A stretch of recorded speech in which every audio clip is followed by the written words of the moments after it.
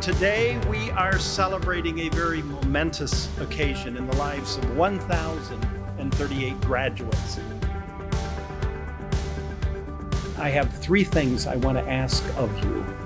Be curious, bold, and kind. If you do these things, you will absolutely do well in life, but you will also do good.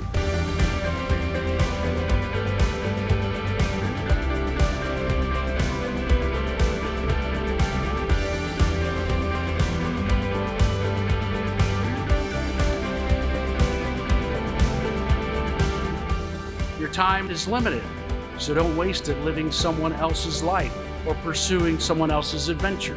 Don't let the noise of societal expectation drown out your inner voice. Follow your own instincts. Take your own chances. When you're lost, there's a voice. There's a guide deep within.